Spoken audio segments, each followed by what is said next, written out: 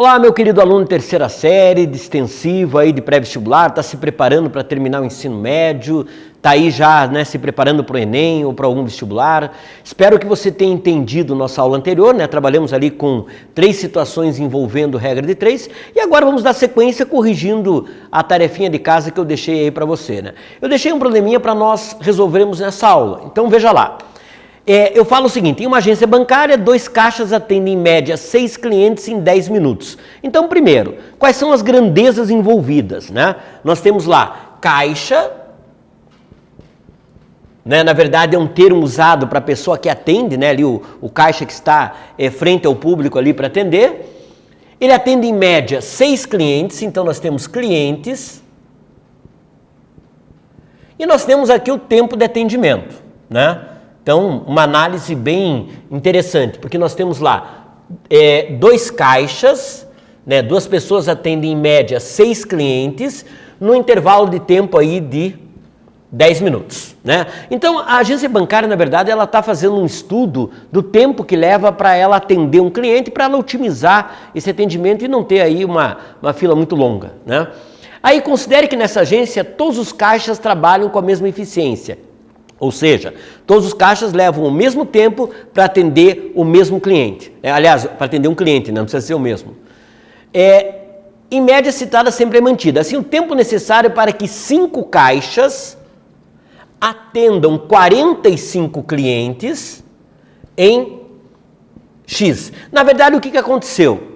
Há uma previsão de um aumento do número de clientes, pode ser um dia, um período ali de pagamento, um período que as pessoas vão receber e vão pagar suas contas. Então, existe uma tendência de aumentar a quantidade de clientes, aí o banco já tem uma precaução, já aumenta a quantidade de caixas trabalhando. Aí ele quer ter uma noção se ele vai conseguir atender isso no tempo necessário para que o cliente não fique muito tempo na fila. Então você viu, é uma situação que nós estamos trabalhando dentro de um exercício, mas é uma situação do cotidiano. Muitas vezes eu preciso fazer essa análise para otimizar ali o atendimento ao meu cliente, para que não fique uma fila ali muito grande. Então, primeiro, é uma regra de 3 composta, eu não vou mexer em quem tem X, a nossa regra é essa, e ela é composta porque ela está tratando de 3 grandezas, caixa, clientes e tempo. Então, eu não mexo em quem tem X, eu deixo lá, 10 está para X. Agora eu vou comparar, eu vou pensar e analisar, primeiro, caixa com tempo, Veja lá, qual é a intenção de eu aumentar a quantidade de funcionários que vão atender? A intenção de aumentar a quantidade de funcionários é diminuir o tempo. Ou seja, ao aumentar a quantidade de funcionários, eu tenho um tempo menor. São grandezas inversamente proporcionais. O que eu vou fazer aqui? Eu vou inverter essa fração. Fica lá 5 por 2. Como são inversamente proporcionais, eu inverto a fração. Agora eu esqueço caixas, esqueço tempo e vou pensar agora em tempo e cliente. Eu vou pensar o seguinte, eu atendia em média 6 clientes em 10 minutos. Se eu aumentar a quantidade de clientes, certamente eu vou ter que atender num tempo maior. Então, ao aumentar a quantidade de clientes, eu certamente vou ter um tempo maior para atendê-los. Até porque o problema cita que a eficiência média é a mesma. Então, o que vai acontecer? Aumenta o tempo, aumenta o número de clientes, diretamente proporcional. Eu mantenho a fração do jeito que ela está. Beleza? Então, agora eu tenho que simplificar. Agora, o papel é resolver essa equação aqui. Fica lá, 10 está para X, assim como... Veja que eu posso simplificar aqui 1, aqui vai ficar 9, Eu simplifiquei por 5. E eu posso simplificar, eu até vou deixar aqui destacado o resultado dessa simplificação. Aí eu posso cortar aqui, simplificar o 6 com 2, fica 3 e fica 1. Então, na verdade, o que vai acontecer? Eu tenho lá 10 está para X, aliás, 10 está para X, assim como 3 está para 9. E eu ainda posso simplificar. Eu posso simplificar por 3, aqui eu tenho 1, aqui fica 3, né? Então, x vezes 1x igual a 30. O tempo está sendo trabalhado em minutos, então eu tenho lá 30 minutos, ok? Então corrigimos aí o exercício da aula passada, espero que você tenha entendido bem essa solução e nós vamos agora dar sequência ao nosso estudo, trabalhando com a teoria dos conjuntos. Então nós encerramos a nossa parte lá de regra de 3 simples e regra de 3 composta e vamos agora entrar na parte de teoria dos conjuntos, ok? Eu trouxe 2 exemplos para a gente começar a pensar um pouco sobre isso. Primeiro exemplo, o que ele faz? Ele representa aqui o conjunto A, o conjunto B, o conjunto C e o conjunto D. Aí ele começa a fazer as intersecções desses conjuntos, né? Então veja que, por exemplo, entre C e D existem elementos em comum, entre A e B existem elementos em comuns, entre B e C também. Então, na verdade, ele acabou destacando uma região ali, né? Ele sombreou uma região ali, e ele pergunta como é que eu posso representar essa região, utilizando o conceito de união, né? União é quando eu somo 2 conjuntos, e utilizando o conceito de intersecção, é onde eu busco elementos em comum. Na verdade, a gente tem que cuidar que quando eu vou fazer a união de 2 conjuntos, nem sempre se um conjunto tem 8 elementos e outro tem 4 elementos, essa união vai dar, o conjunto, né, fruto dessa união, vão dar lá 12 elementos. Porque, na verdade, eu posso ter elementos em comum, beleza? Inclusive, é até uma forma de eu descobrir se existem elementos em comum. Então, como é que eu vou representar isso? Eu fiz um desenho aqui para você entender, né? Observe o seguinte, nós temos uma região aqui, essa região aqui é fruto de uma intersecção entre o conjunto B e o conjunto C. Toda essa região aqui. Mas veja que toda essa região aqui não é o que ele pede.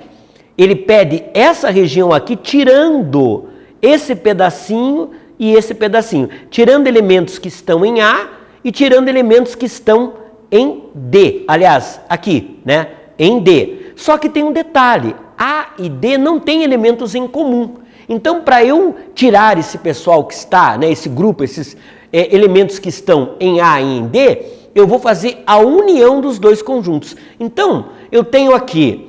Essa região representa a intersecção desses 2 conjuntos, né, toda essa região, mas eu tenho que tirar os elementos de A e os elementos de D. Então, eu tenho que tirar simultaneamente a união D. Então, na verdade, a minha área ali destacada seria B intersecção C, que é toda essa região aqui, e para eu tirar esses pedacinhos aqui, né, esses elementos de A e de D, eu vou tirar a união de A com D. Tirando a união de A com D, eu estou tirando todo mundo que está aqui, mas também eu estou tirando essa área destacada. Aí eu fico só com a região representada. Então seria B intersecção C menos A união D, ok?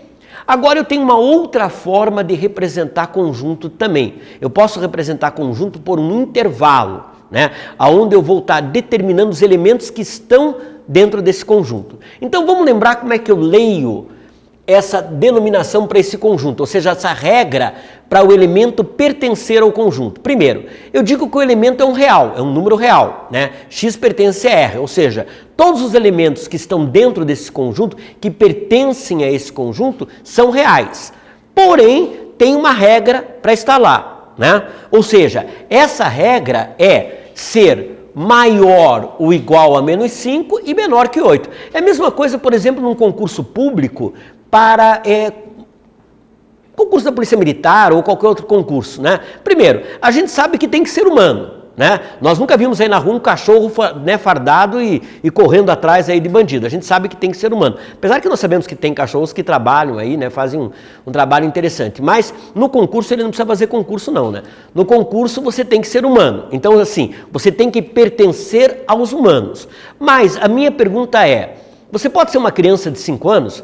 Ou seja, uma criança de 5 anos que é humana, ela pode fazer inscrição para esse concurso? Não. Então eu tenho que impor uma condição. Eu digo, ó, tem que ser humano tal que seja maior de idade, maior ou igual a 18 anos, né? Então, nesse caso aqui, o que vai acontecer?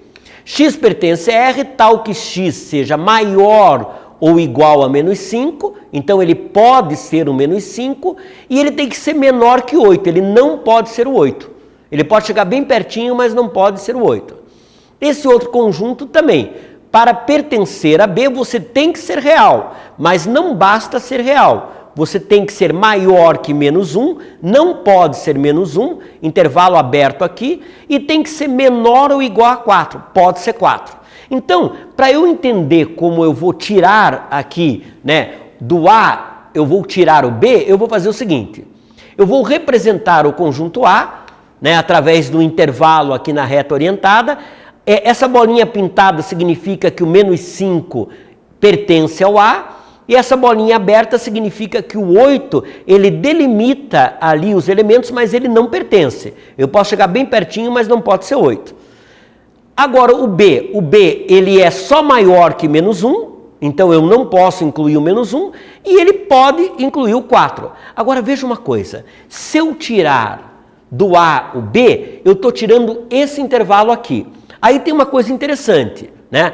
Veja que o menos 1, ele pertence ao A, ele não pertence ao B, então ele continua. Eu tenho aqui um intervalo que é de menos 5 a menos 1.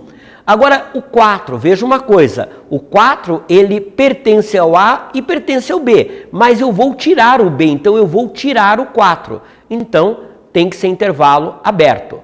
E o 8 aqui continua em intervalo aberto, então ele está, né, os elementos de A menos B, ora estão aqui ou aqui. Então, é de menos 5 a menos 1 intervalo fechado, união, né, porque agora eu tenho que unir os elementos daqui com os elementos que estão do outro lado.